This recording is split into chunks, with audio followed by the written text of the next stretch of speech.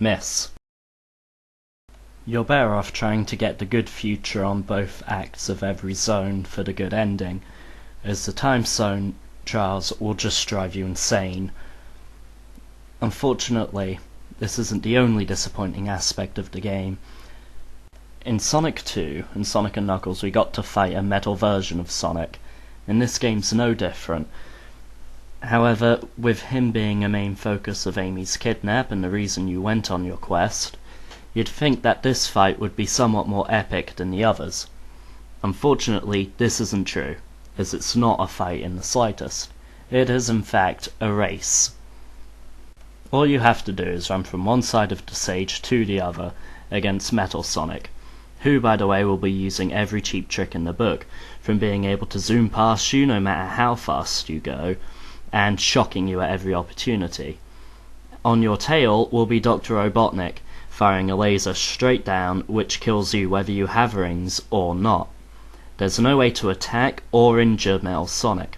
All you can do is run and race against him, and try to stay ahead to the end of the level, where he'll suffer a rather anticlimactic defeat when, instead of you killing him in a glorious fashion, a door closes and he smashes against it.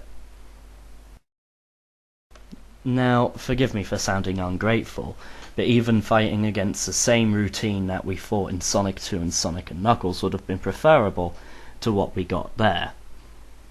Now, in an attempt not to sound like Yahtzee I Hate Everything Croshaw of Zero Punctuation fame, I'll actually say that this is a good platformer and it is one of the good Sonic games. However, it does not, by a long shot, deserve the title of best. Going to the past and future takes away too much focus from the core gameplay. You'll constantly be searching for the past and future signs to get to the last level.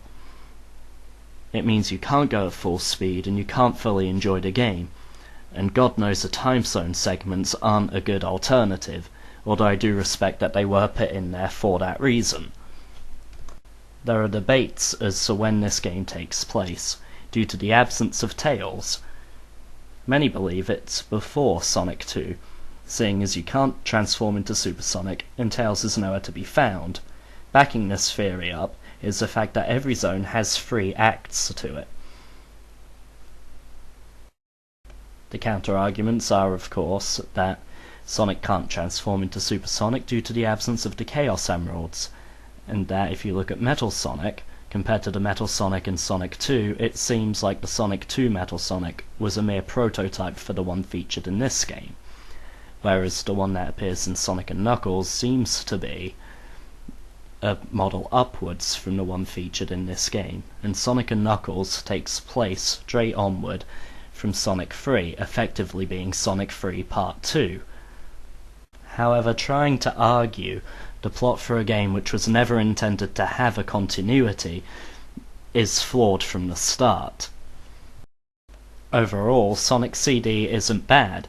It's actually still a very good Sonic game in its own right.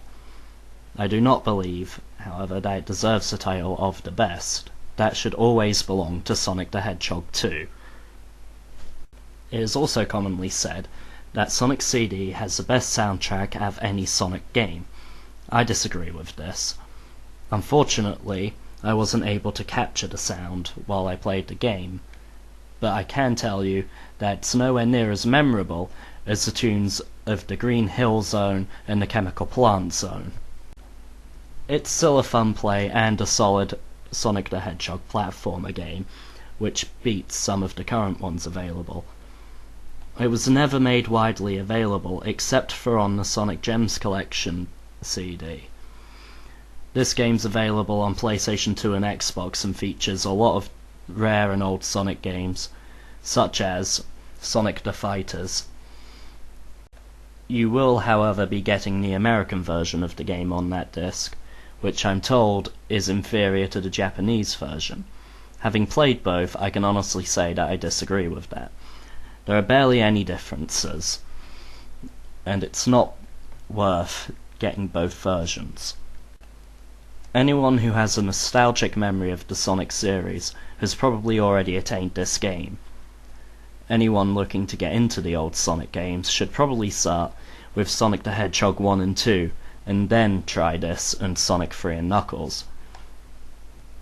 Due to the placement of the springs and obstacles in this game, as well as some of the enemies, this game is commonly more frustrating than its predecessors, and as such would not be suited to a first-time player. Those are my views on the game, and I very much hope that you've enjoyed my review of Sonic CD. Until next time, goodbye, good luck, and good gaming.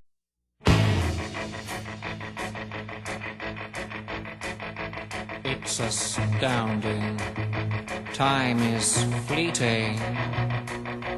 Madness takes its toll. But listen closely. Not for very much longer. I've got to keep control.